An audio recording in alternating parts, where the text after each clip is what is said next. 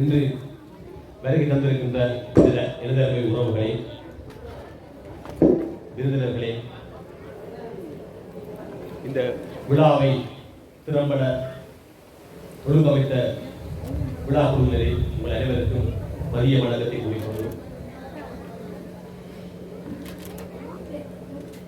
இங்கே எமது மன்னருடைய வரலாறுகள் பல்வேறு வடிவங்களிலே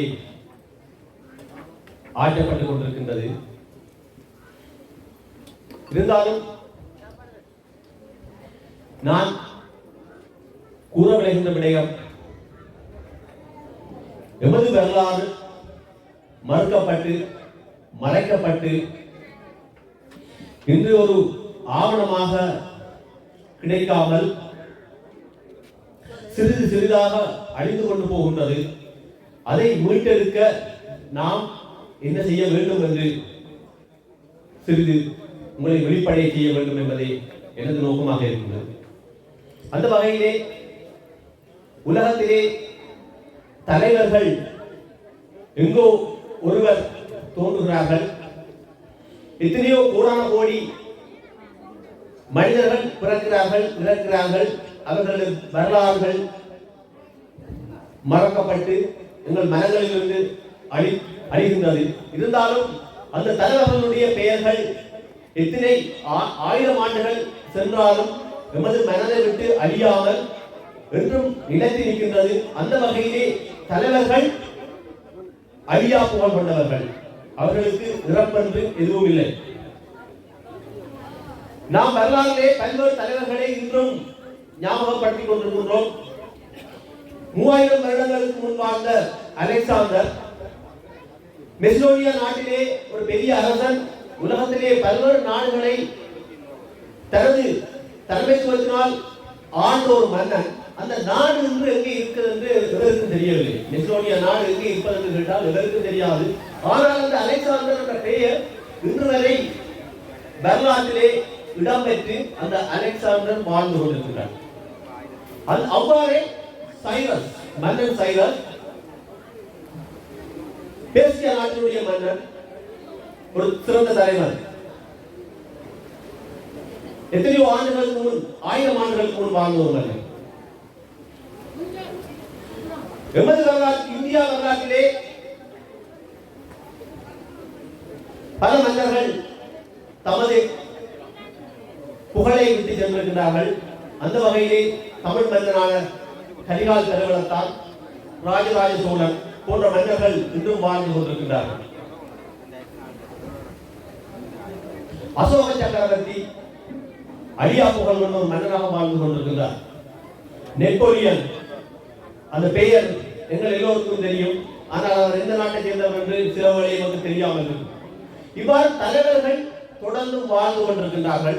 அவர்களுடைய தலைமைத்துவ பண்பினால் வாழ்ந்து கொண்டிருக்கின்றார்கள். எங்களுக்கு இன்று இருக்கின்ற ஒரே ஒரு துறை, எங்களுக்கு ஒரு தலைவர் இல்லையே. இந்த வன்னி மண்ணிலே 200 ஆண்டுகளுக்கு முன், இன்று நாங்கள் 221வது ஆண்டை, நினைவாண்டை கொண்டாடி கொண்டிருக்கின்றோம். 221 வருடங்களுக்கு முன் வாழ்ந்த மன்னன், அவருடைய தலைமையும் தலைமை பண்பும் இன்று அவரை வாழ வைத்துக் கொண்டிருக்கின்றது. திருக்குறளிலே ஒரு தலைவருக்கு இருக்கக்கூடிய தலைமைத்துவத்தை பல்வேறு அதிகாரங்களிலே கூறுகிறார்கள். தலைவர் அஞ்சாமை, துணிவுடைமை, அறம், மரம் போன்ற தலைமைத்துவ பண்புகளை கொண்டவனாக இருக்க வேண்டும். அஞ்சுவது அஞ்சாமை, பேரமை, அஞ்சுவது அஞ்சல், அறிவான செயல் என்று கூறிய திருவள்ளுவர், அஞ்சாமை அதாவது எந்த பயம் கொள்ளாமல் தனது கூட்டத்துக்காக, தன்னை தொடர்பவர்களுக்காக துணிவோடு செயலாற்றுதல். அந்த இடத்திலே அவர் எடுக்கின்ற முடிவு, ஒரு பெரிய நாடு, வல்லரசு நாடு சிறிய ஒரு மிகச்சிறிய ஒரு நாட்டை ஆக்கிரமித்த அந்த காலப்பகுதியை பெரிய வல்லரசு நாடு என்று கூறும்போது பிரித்தானியா உலகத்திலே மிகப்பெரிய ஒரு வல்லரசாக திகழ்ந்த காலம். எத்தனையோ பெரிய பெரிய நாடுகளை தமது ஆயுத பலத்தாலே அடிமைப்படுத்தி கொண்டு வந்த காலத்திலே எமது இலங்கை நாட்டிலே இந்த சிறிய பிரதேசமான வன்னி பிரதேசம் மிகச்சிறிய உலக வரைபடத்திலே பார்க்கும் போது ஒரு புள்ளியாக இருக்கக்கூடிய இந்த வன்னி பிரதேசத்திலே அந்த ஒரு பெரிய நாட்டை மிக திறம்பட தனது தலைமைத்துவத்தினாலே எதிர்த்து இன்று வரை அந்த தலைமைத்துவ பண்பை அவர் வெளிக்காட்டிய காரணத்தாலே இன்று வெள்ளைக்காரர்களாலே போற்றப்பட்டு ஞாபகப்படுத்தப்பட்ட ஒரு மனிதனாக வாழ்ந்து கொண்டிருக்கிறார்.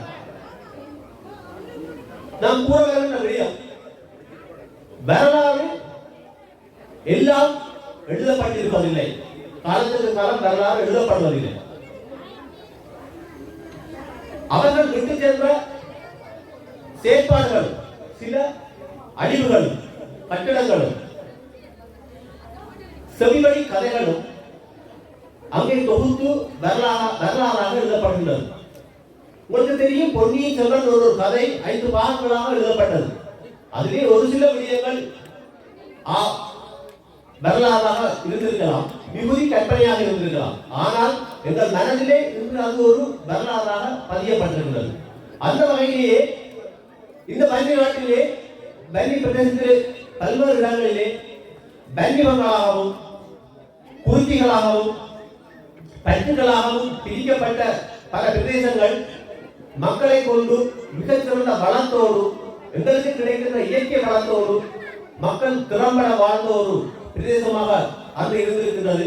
அந்த இடத்தை ஆக்கிரமித்து எமது வளங்களை கொள்ளை கொண்டு போவதற்காக மிக பிராயத்தனப்பட்டு எம்மை அடிபணியை செய்ய நினைத்த அந்த வெள்ளையர்களை அந்நியர்களை மிகுந்த துணிவுடன் வீரத்துடன் எதிர்கொண்டு அவர்களுக்கு ஒரு சிம்ம சொப்பனமாக அன்று விளங்கிய எமது தலைவர் உண்மையில் அவருடைய வரலாறு ஒரு சரியான வரலாறாக இன்று வரை எழுதப்படவில்லை.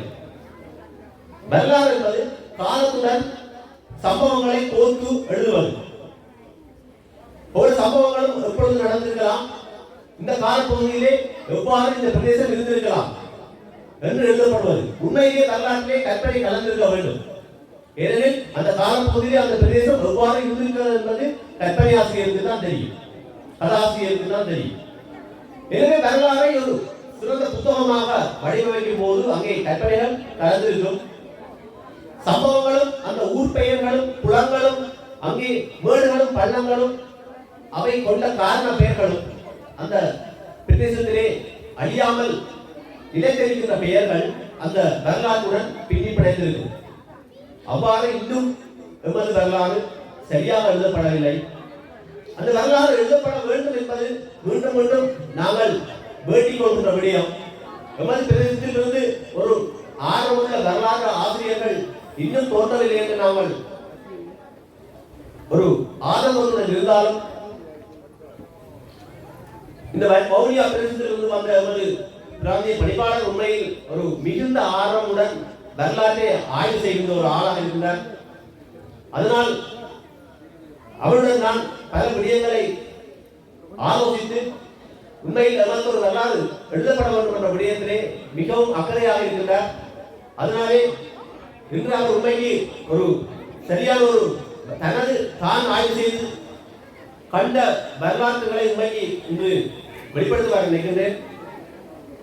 நாம் எமது வரலாறு மறுக்கப்பட்டு போவதற்கு பல்வேறு காரணங்கள் இருந்தாலும் மீண்டும் கூறுவது, நாம் ஒரு தலைவனை இன்னும் உருவாக்கவில்லை. அந்த வகையிலே இந்த முல்லைத்தீவு மாவட்டத்திலே ஒரு அருங்காட்சியகம் இல்லை. எமது வரலாற்றை ஆவணப்படுத்தி அதை தொகுத்து அதை வெளிக்கொண்டு வருவதற்கு ஒரு அருங்காட்சியகம் இல்லை. இதைவிட எத்தனையோ விடயங்கள் இங்கே மறுக்கப்பட்டுக் கொண்டிருக்கின்றன. அந்த வகையிலே இன்னும் சில விடயங்களை சுட்டிக்காட்டலாம். நமக்கு இருக்கின்றது எமது வளங்களை கொண்டு இயங்கிக் கொண்டிருந்தது ஒரே ஒரு தொழிற்சாலை. நமது பிரதேசத்துக்கு இருக்கின்ற ஒரே ஒரு தொழிற்சாலை அந்த ஓட்டு தொழிற்சாலை. இன்று பல வருடங்களாக பல தசாப்தங்களாக இயங்க முடியாமல் இயங்க நினைக்காமல் மறந்து கொண்டிருக்கிறார்கள். அவ்வாறு பல விடயங்கள் எமக்கு கிடைக்காமல் செல்கின்றது.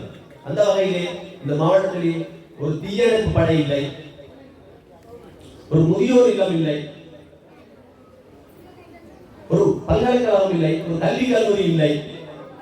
இவ்வாறு பல்வேறு வழிகளிலே மறக்கப்பட்டிருக்கின்ற எமது தேவைகள், அதே போலவே எமது வரலாறும் சரியாக ஒழுங்கமைக்கப்படாமல் மறக்கப்பட்டுக் கொண்டிருக்கின்றது. இதை உரியவர்கள் செய்வார்கள் என்று நாம் நினைப்பதை விட நாமே அதை செய்வதற்குரிய ஆவண வழிகளை கண்டுபிடிக்க வேண்டும். அதற்கு நாம் எல்லோரும் ஒற்றுமையாக அந்த வழியை நோக்கி செல்ல வேண்டும் என்று எனது வேண்டுதலை கூறிக்கொண்டு இன்றைய இந்த நிகழ்விலே இருக்கின்ற விருந்தினர்கள், கௌரவிக்கப்பட இருக்கின்ற எமது அன்புக்கும் மதிப்புக்குரிய மூத்த கலைஞர் செல்லக்குட்டி அவர்கள், அந்த எனக்கு மனதிலே இடம் பிடித்த ஒரு கவிஞர், இன்று நான் காலையிலே அவருடைய ஒரு கவிதையை சுட்டிக்காட்டி நமது பிரதமர் கலைக்கும் போது அந்த கவிதை இன்னொருவர் இயக்கியதாக எழுதப்பட்டிருந்தது. இவ்வாறு தான் வரலாறுகள் மறைக்கப்படுகின்றன. ஏனெனில் இன்று செல்லக்குட்டி பல வருடங்களாக அவர் இந்த பிரதேசத்தில் இருக்கவில்லை. அவருடைய ஒரு பாட்டு ஆதியாய் அனாதியாய் அவதரித்த செந்தமிழ் என்ற பாட்டு வேறொரு இயக்கியதாக அதில் போடப்பட்டிருக்கிறது. மிகுந்த கவலையான விடயம். இவ்வாறுதான் பல விடயங்கள் மறக்கப்பட்டு மறைக்கப்பட்டு வரலாறுகள் அழிக்கப்பட்டுக் கொண்டிருக்கின்றன. அந்த விடயங்கள் நாங்கள் மறைக்கப்பட முடியாத செயலாக நாங்கள் அதற்கு ஒரு இடம் கொடுக்க வேண்டும். இந்த வாய்ப்புக்கு நன்றி கூறி உங்களிடம் விடைபெறுகிறேன். நன்றி.